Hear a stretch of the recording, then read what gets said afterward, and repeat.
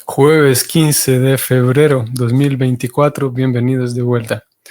Srimad Bhagavatam Podcast 345, canto tercero, capítulo cuarto, texto 5. Comenzamos. Om Namo Bhagavate Vasudevaya. Om Namo Bhagavate Vasudevaya. Om Namo Bhagavate Vasudevaya. Tathapitad abhipretam yanamaham arindamam prishtaton bhagamam vartu padabhislesanak samaha. Traducción del verso. Sin embargo, dijo Uddhava, sin embargo, a pesar de que yo conocía su deseo, el deseo de Krishna de destruir la dinastía Yadu, oh Arindama, oh Vidura, yo lo seguí porque me era imposible soportar la separación de los pies del loto del amo. En propias palabras de Uddhava, él dice, yo lo seguí porque era imposible soportar la separación. La separación de los pies del loto. Podemos hablar un poco de esto, ¿no? Señalar unos minutos algo aquí. Y bueno, sabemos muy bien que los pies del loto es una idea, un concepto tan presente, tan central, tan de cada página, los pies del loto.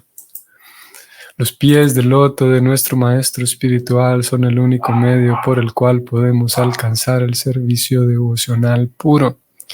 Yo me postro ante sus pies de loto con gran respeto y veneración. Así es como inicia el Guru Vandana, las oraciones para el maestro espiritual, que es la canción que se canta al momento de realizar el Guru Puja, la adoración del maestro espiritual. Comienza así, los pies de loto del maestro espiritual. Y aquí hablamos de los pies de loto de Krishna. Los pies de loto del amo, dice Uddhava. Y esos pies de loto, digamos, en un intento por comprender de manera más profunda y más amplia a lo que se refiere a esta idea de los pies de loto, podríamos tomarlo como, claro, no es algo literal, sin duda. Punto número uno, eso, de que cuando se habla de los pies de loto de Krishna y del maestro espiritual, no es algo literal. Servir los pies de loto del maestro espiritual, sí, no es algo que no es que signifique que uno tiene que volverse muy experto en masajear los pies, digamos, o algún servicio directamente a los pies, sino más bien hace referencia al deseo de complacer. O sea, cuando hablamos de los pies del loto de Krishna, es estar apegado a los pies del loto de Krishna, como el caso de Uddhava. Podríamos comprenderlo como estar apegado a complacer a Krishna. Y cuando, digamos, si utilizamos esto como un sinónimo, esta idea de complacer a Krishna es lo mismo que los pies del loto de Krishna. Tiene más, digamos, más sentido. O podemos, como dije, captar de una manera más profunda la idea que hay aquí en el concepto de los pies del loto. Por ejemplo, los pies del loto del maestro espiritual es el único medio por el cual podemos alcanzar el servicio devocional puro. Esa es la traducción, la primera línea de esta canción.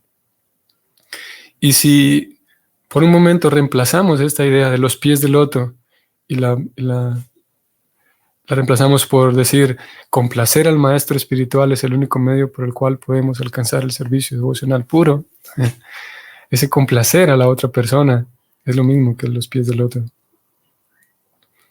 Cuando se habla de aferrarse a los pies del loto de Krishna, es aferrarse a intentar por todos los medios complacerlo a Krishna. Y lo mismo con el maestro espiritual.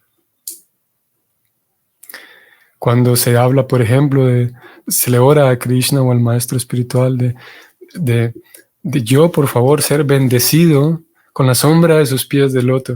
O sea, que yo, por favor, sea bendecido con que la otra persona, en este caso Krishna o el maestro espiritual, que ellos me regalen a mí la oportunidad de complacerlos, que, que, que acepten mi servicio, ¿no? Es lo que se está pidiendo cuando uno pide la sombra de los pies del otro maestro o de Krishna. ¿Qué es eso? Es complacer a la otra persona, es dar de mí para complacer, para agradar a la otra persona. Los pies del otro. Sigamos con el verso 6. Adraksham mekam asinam vichinvam dayitam patim srinekatam saraswatyam kritaketam maketanam.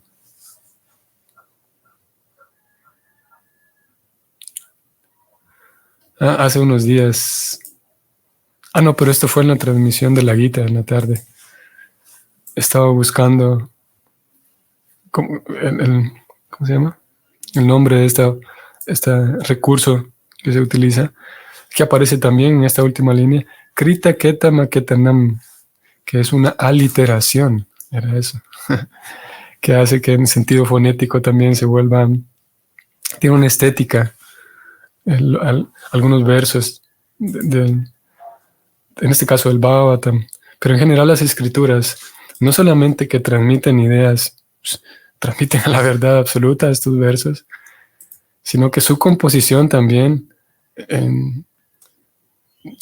como dije, poniendo de lado que en realidad lo más importante es el contenido, lo más importante es la esencia que hay en estos versos, ¿no?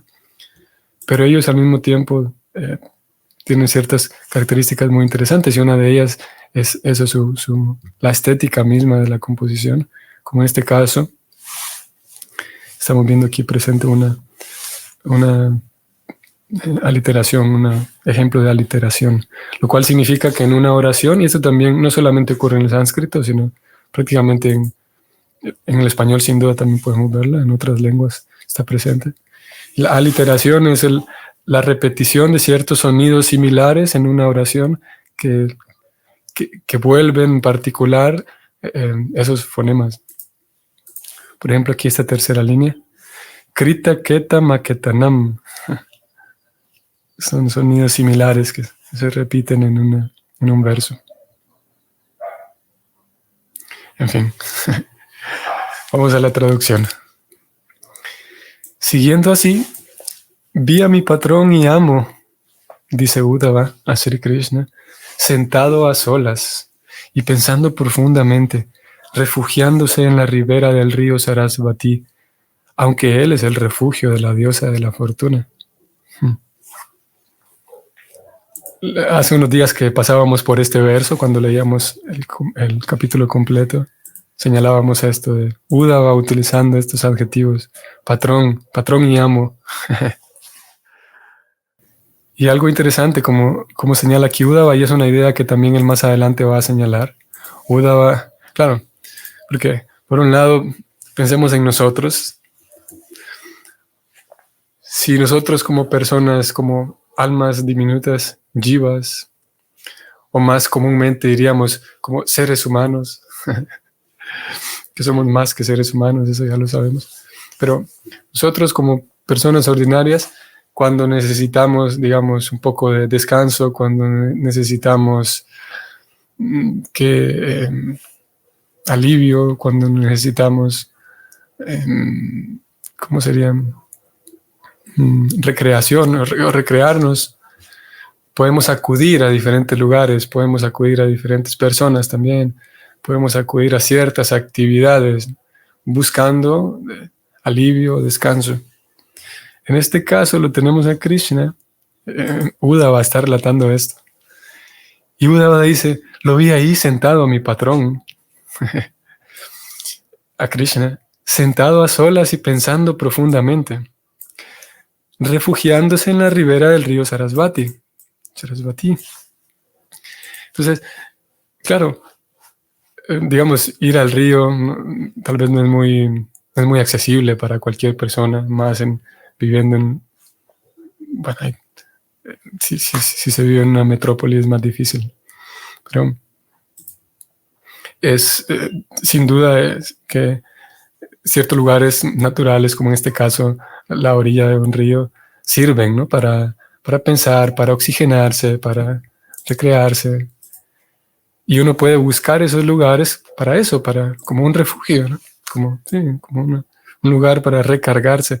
Y en este caso, como señala Uddhava, lo vi ahí a Krishna yendo a la ribera del río Sarasvati a refugiarse, pero es que en realidad él es él mismo es el refugio de todo.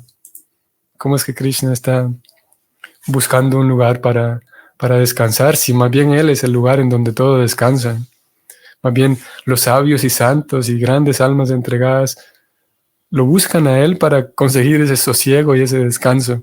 Pero aquí él estaba yendo a la ribera del río para refugiarse en él, a pesar de eso, a pesar de él ser el refugio de todo. Y esta idea va a aparecer más adelante, como ya sabemos.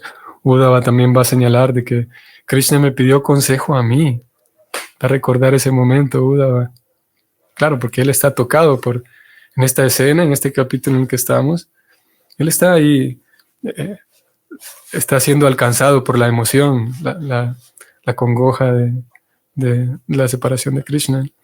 Y en medio de esas emociones, él recuerda que Krishna incluso me pidió consejo a mí.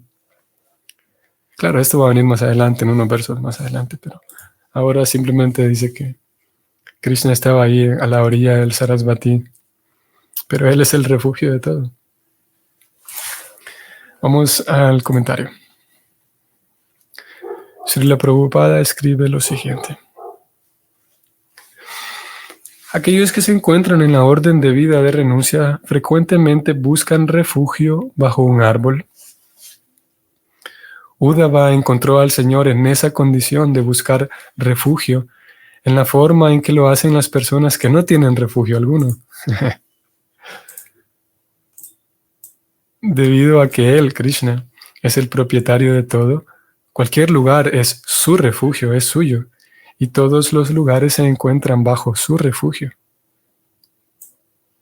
Toda la manifestación cósmica, espiritual y material está sustentada por Él, y por consiguiente Él es el refugio de todo. Así que no había nada de asombroso en que Él buscara refugio a la manera de las personas que no tienen refugio y que se encuentran en la orden de vida de renuncia. Fin del comentario. Y bueno, Prabhupada, brillante como siempre, haciéndonos ver aquí diferentes sutilezas presentes en esta escena, que como decíamos hace unos días justamente, que sin la ayuda, sin la guía de un Vaishnava, como el caso de Srila Prabhupada que va guiándonos en esta lectura, pues sería difícil, realmente sería imposible. En realidad, definitivamente sería imposible poderlo captar a Krishna, poder comprender la esencia misma del texto, en este caso el Bhagavatam. Prabhupada está señalando cómo y nos ha llevado a ver la situación de otra manera, y de una manera muy profunda. Señalando que Krishna es el propietario de todo. Por lo tanto, a donde sea que él quiera ir, ese lugar es suyo, va a ser de Krishna. Claro, es propietario de todo. Y por lo tanto, él tiene derecho, digamos. Prabhupada no usó estas palabras, pero podemos decir que él tiene derecho a refugiarse, a ir a cualquier lugar y distraerse, refugiarse, recargarse allí. Claro que, como ya sabemos y ya dijimos, por definición incluso, Krishna no necesitaría recargarse, ni distraerse, ni oxigenarse. Porque en aquel momento en el que Krishna necesite oxigenarse, querría decir de que perdió, que está careciendo de algo. Y la Suprema Persona, la verdad absoluta, no puede carecer de nada en ningún momento. Todo el tiempo está oxigenado, digamos. Todo el tiempo está pleno, recargado, no hace falta. No es que él se cansa y necesita un respiro para ir a la orilla del río, o ir a la orilla del río para buscar un respiro. Él es completo todo el tiempo. Sin embargo, estas em, esas actividades, como Prabhupada nos lo enseña y los acharyas nos lo enseñan, esas actividades de Krishna actuando como si fuera una persona ordinaria, en este caso una persona que necesita un lugar apartado para pensar bien, como es nuestro caso. Y claro, incluso a veces podemos tener el lugar más apartado del mundo y aún así no pensar bien. Esa es parte de la mala fortuna de algunos. Bueno, hay momentos, ¿no? Hay momentos en donde cuesta más trabajo pensar. Y hay personas a quienes les cuesta más trabajo pensar. Y hay épocas en donde a las personas les cuesta más trabajo pensar.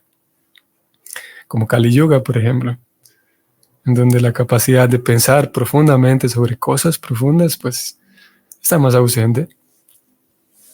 Bueno, en fin, decía que, retrocediendo, que las escrituras nos enseñan, y Prabhupada nos enseña que estas actividades de Krishna actuando como si fuera una persona ordinaria, simplemente engrandecen más la maravilla de Krishna y son llevadas a cabo de tal manera por la propia voluntad de Krishna, porque él mismo decide jugar ese papel. Y tal como muchos años atrás, cuando él terminó siendo amarrado por su mamá y capturado y castigado por su mamá, similarmente, eso ocurrió muchos años atrás de este incidente, antes de este incidente, cuando él está sentado bajo este árbol. Pero en ambos casos, él termina siendo, digamos, presa, si podemos decir, de algunas emociones que aparentemente lo descalifican como el Señor Supremo. En aquel caso, él termina siendo amarrado por su mamá, llorando por temor al ver que su mamá trae una vara en las manos. Y en este otro caso termina necesitando de un lugar para pensar bien y por eso va al río. Pero lo cierto es que Krishna, por su propia potencia y porque él decide hacerlo así, actúa como, digamos que es de manera voluntaria, entra y se deja, digamos, envolver por su propia maya, su propia potencia, su potencia interna, y se deja envolver por estas emociones, digamos. Y eso, lejos de quitarle mérito o quitarle grandeza a él como Dios, lejos de hacer tal cosa, en realidad engrandecen más la maravilla de Dios. Porque es un asunto filosófico, vamos a ver. Podríamos decir, si Dios es el Señor Supremo, que lo es, y Él es completo en todo, entonces Él, por definición, como dijimos, no puede quedar presa del temor, ¿verdad? Porque el temor es menor que Dios. Pero ¿qué tal si Dios, el Señor Supremo, decidiera quedar presa del temor? Y alguien podría decir que no, que eso no se puede porque el temor es menor y simplemente no se puede. Pero lo cierto es que si le negamos a Dios esa posibilidad de que Él decida de manera voluntaria quedar presa del temor, si le negamos a Dios esa oportunidad, entonces estaríamos limitándolo justamente a Dios. Y justo por la capacidad tan ilimitada que Dios tiene, por esa capacidad y ese alcance ilimitado, es que entonces Él decide, bajo su propia potencia interna, quedar presa del dolor y del temor y otras emociones que son, digamos, típicas de un alma condicionada. Pero como dije, el entrar en esos humores en realidad engrandece más al Señor Supremo. Y obviamente que esa es toda una explicación que la podemos aprender y la vamos aprendiendo a medida que nos dejamos guiar por las directrices de los acharyas, principalmente Srila Prabhupada, es nuestro acharya, que va explicando todas estas cosas de manera paciente a aquellos que sí que tienen el deseo de seguir aprendiendo acerca de Krishna. Vamos al siguiente verso, verso 7. Perdón. Bueno, sí, vamos al 7, pero vamos a mencionar algo más en torno al refugio, muy importante, ya que en el verso se habló por lo menos en 3 ocasiones, si no es que 4. Vamos a ir allá otra vez.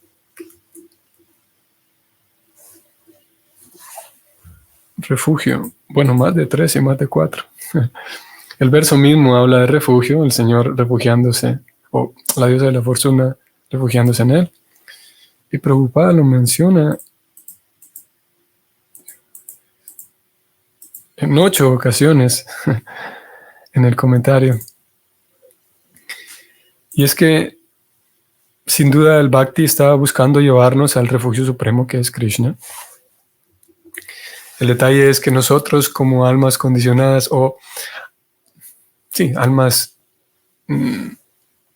puras, sin duda, y almas perfectas, sin duda, pero de momento condicionadas, un poco distraídas y falta de sintonía, digamos. Pero nosotros que vamos en ese proceso,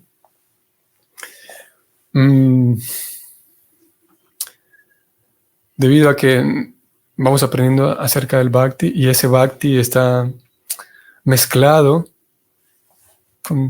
de diferentes maneras. Tenemos a Karma Misra Bhakti, un Bhakti mezclado con Karma, Yoga Misra Bhakti, Jnana Misra Bhakti. El Bhakti cuando se mezcla con Karma, con Jnana o con Yoga. Y es natural que así sea. Digo, es natural que así sea el hecho de que estamos en una etapa inicial, mientras vamos limpiando nuestro propio Bhakti, nuestras propias ofrendas se van limpiando. Es natural entonces que haya esa mezcla. Por lo tanto, en esa etapa en la cual el Bhakti es mezclado, nuestro refugio también es mezclado. O sea, podemos encontrar refugio sí en las actividades devocionales, sí en Krishna, pero resulta ser que también encontramos refugio en otras actividades. Y eso, como dije, es natural que así sea y es parte de esa etapa en donde la persona también, sí, descansa en las actividades relacionadas con Krishna, pero también descansa en otras actividades, también descansa de otras maneras, tiene refugio de otras maneras. Y es necesario que aquellos que estamos en esa etapa podamos reconocer que sí, a veces nuestro descanso va a ser Krishna y a veces nuestro descanso va a ser otras actividades. Y es importante reconocerlo porque pudiéramos tal vez reprocharnos o pudiéramos sentirnos culpables o pudiéramos sentirnos indignos o avergonzados, qué sé yo.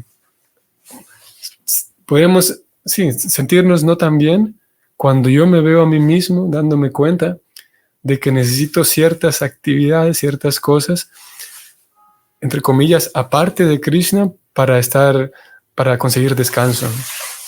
Podría yo exigirme a mí mismo y violentarme de cierta manera, exigiéndome de que mi descanso debe ser plenamente en Krishna. Y sí, pero eso viene con etapas más adelante. Y si intento eso, claro, hace falta un esfuerzo por ir progresando, sin duda, indudablemente. Ayer hablábamos de cierto, el progreso como va dándose de manera automática en la medida en la que tenemos compañía de personas que realmente están situadas en servicio devocional. Hace falta también nuestro esfuerzo por madurar, leíamos ayer, por madurar y aprender. Pero al mismo tiempo, aquellos Vaishnavas cuyo único refugio es Krishna, cuyo único lugar de descanso es Krishna, han llegado a tal estado de conciencia después de una larga práctica del yoga. No solamente una larga, sino una dedicada práctica del Bhakti. Mientras que, de vuelta a nosotros, nuestro lugar de descanso eventualmente va fluctuando, porque es natural que sea así en esta etapa. A veces consigo descanso con Krishna y a veces consigo descanso con otras actividades.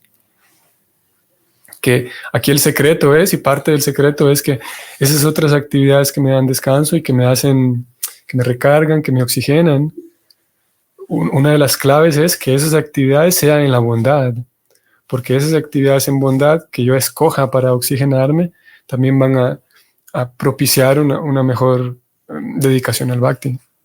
Mientras que si escojo actividades para oxigenarme y para recrearme, actividades que son más en la pasión o que son más bien en la ignorancia, esas actividades que me recrean en la ignorancia terminan haciéndome un daño y van a ser nocivas para el Bhakti.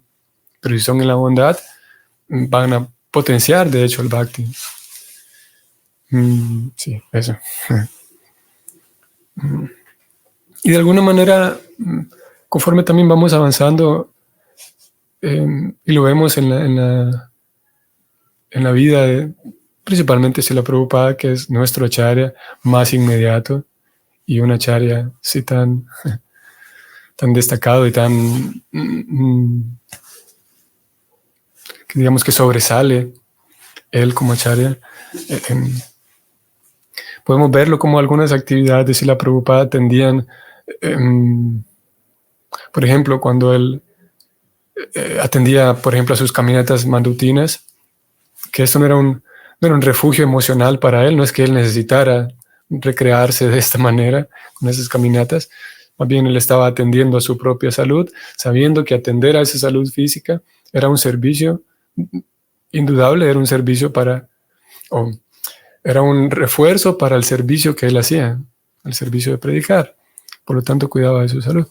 Entonces, vemos en ejemplos de la vida de Prabhupada como algunas otras actividades, como en este caso esa caminata, vienen a reforzar el servicio, y es ahí donde podemos, y de alguna manera vamos encaminándonos, idealmente vamos encaminándonos allí. Que ciertas actividades que en apariencia están desconectadas con Krishna, desconectadas de Krishna, desconectadas de nuestro servicio, que nuestro servicio es el refugio, idealmente los pies del loto de Krishna es el refugio también, como decíamos al inicio. O sea, el complacer a Krishna, aquella disposición para complacer a Krishna, es lo que nos da refugio, nos protege también, ya no solamente que nos oxigena, sino que también nos protege. Entonces, para seguir buscando ese refugio hay actividades que soportan y que dan soporte a esas actividades de refugio, a esas actividades de complacer a Krishna. Y en este caso, Srila Prabhupada, como dije, no es que caminaba porque necesitaba oxigenar su cerebro y pensar mejor con mayor claridad, sino más bien para cuidar su corazón, principalmente para ejercitar su corazón, sentido físico. Y similarmente nosotros podemos tener otras actividades que sí, incluso pueden ser algunas actividades físicas para mejorar nuestro servicio a Krishna, sí, sin duda.